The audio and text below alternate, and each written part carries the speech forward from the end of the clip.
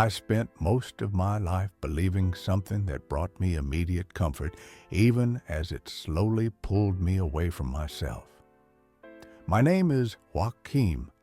I'm 79 years old, and the most comforting lie I ever told myself was that there would still be time to live certain truths later on. Back then, it didn't feel like a lie at all. It felt like common sense. When you're younger, the future feels flexible, generous, almost endless. I told myself that some decisions could wait, that difficult feelings would sort themselves out eventually, that important conversations could happen when life was calmer. Now isn't the right moment, I'd say, as if the right moment was something you could schedule. I grew up in a family where stability was considered a virtue. My father worked without complaint. My mother held everything together without asking for much, and emotions were rarely discussed. I learned early that keeping things running mattered more than understanding how I felt. Without realizing it, I carried that lesson straight into adulthood. I married young to a good woman, practical and steady, someone who valued security. We had children, built a respectable routine, did everything the way we were supposed to. For a long time, I told myself that was enough. Whenever something inside me felt misaligned, I treated it like ingratitude. I thought, you have a good life. Why complicate it? You can think about this later. The problem was that later became the place where I put everything that required courage, dreams that felt too risky, conversations that might change relationships, simple questions like, is this really the life I want? I convinced myself that postponing was a form of maturity.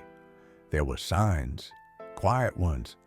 Late at night, when the house was asleep, I'd sit alone and wonder when I had last felt whole. But I always found a way to dismiss it. The next morning, routine took over again, and I told myself it was just fatigue. The years passed faster than I noticed. The children grew up, the house grew quieter, and my marriage slowly turned into polite coexistence. There were no big fights, just distance. I told myself this was normal, that long relationships naturally lose their intensity. Later, I thought, we'll deal with it. The truth reached me in a very ordinary way. There was no drama, no great revelation. It happened after I retired one quiet morning, sitting alone in the living room, realizing there was nothing pushing me forward anymore, no deadlines, no urgent responsibilities. And still, I felt stuck. That was when I understood that the future I had been relying on for decades was gone, and I had never learned how to live fully in the present. I saw then that there's still time had been my shelter, a polite way of avoiding the fear of making mistakes, of disappointing others, of admitting that I wanted something different. As long as everything stayed in the future, I didn't have to make real choices. That realization hurt because it wasn't only my life that had been on hold. The people around me had waited too, for honesty, for warmth, for words I never said when they mattered. Affection I rationed because I assumed there would be another chance. My marriage ended quietly, without bitterness, but it carried the weight of many unspoken years. At this age, I don't see life as a set of clean lessons. I see it as a series of small choices repeated daily that slowly shape who we become. The lie I told myself wasn't cruel. It was comforting. And maybe that's why it lasted so long. If you're listening to this now, you might still be using that same phrase somewhere in your life. Not to deceive yourself, but to protect yourself. I understand that. I only hope you look closely at what you're postponing, and why. Time doesn't trick us all at once. It accepts our delays one by one until one day there's no room left. At 79, I've learned that the present doesn't wait for us to feel ready. I still have good days. I still find joy in simple things. But now, I try to say what matters while it still matters. Not because I've become braver, but because I've learned that the comfort of postponing comes with a quiet cost. If I could leave you with one thought, it would be this: be patient with life, but don't use the future as a hiding place. In the end, the only time that truly answers for us is the one passing right now. And since I've reached this age, I've noticed something else that surprises me. Even now, even with far fewer years ahead than behind, the instinct to postpone doesn't disappear on its own. It simply changes shape.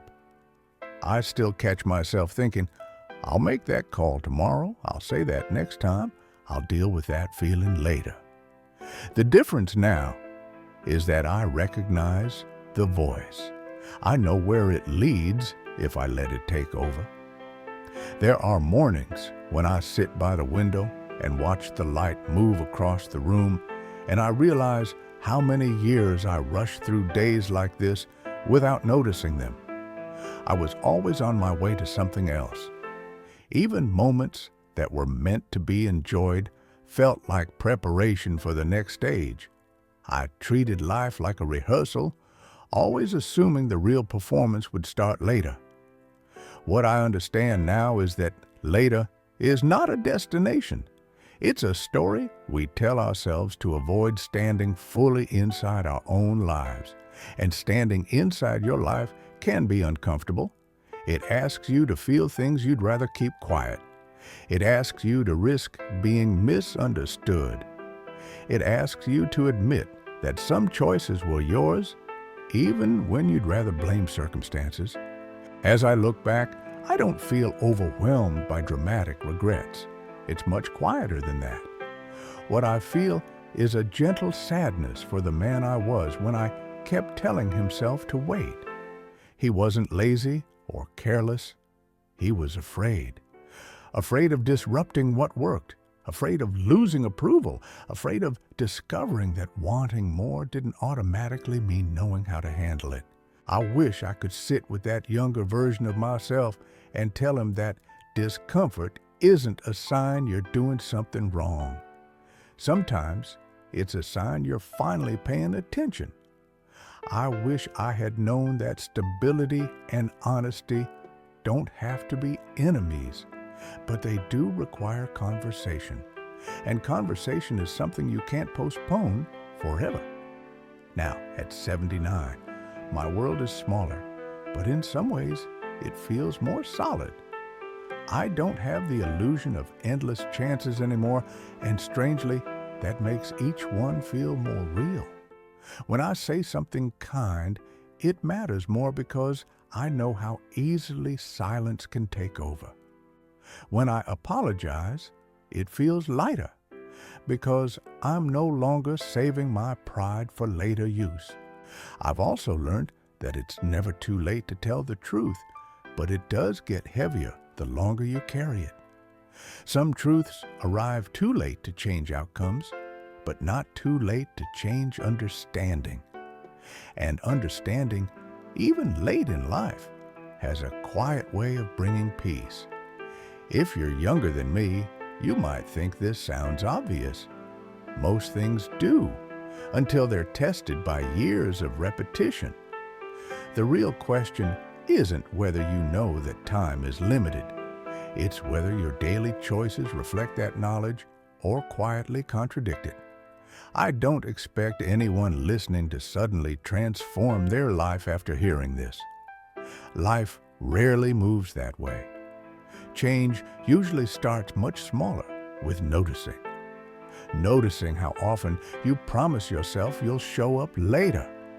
Noticing which parts of your life are always waiting for a better moment. noticing how often comfort asks you to stay silent. These days, when I feel the urge to postpone something that matters, I try to pause and ask a simple question. If not now, when exactly? Not as a challenge, but as an honest inquiry. Most of the time, there isn't a clear answer, and that tells me everything I need to know. I've learned to be gentler with myself about the years I spent believing that lie. It helped me survive, even if it also kept me from fully living. We all do what we can with what we understand at the time, but I no longer let that understanding freeze in place. As the years ahead grow fewer, I don't think about legacy the way people often talk about it. I don't worry about being remembered for achievements. What matters more to me now is leaving fewer things unsaid in the time I still have, being a little more present than I was yesterday, listening without planning my response, saying thank you when it rises naturally instead of saving it for a better moment. If there's one quiet hope I carry, it's that you won't need to reach my age to question the stories you tell yourself about time. Not because you should live urgently or fearfully, but because your life deserves your attention while it's happening. At the end of the day, the lie I told myself wasn't about time at all. It was about permission. I believed I needed to earn the right to live honestly, and that belief kept me waiting far too long. I don't wait for that permission anymore. I don't have time to, and neither do you.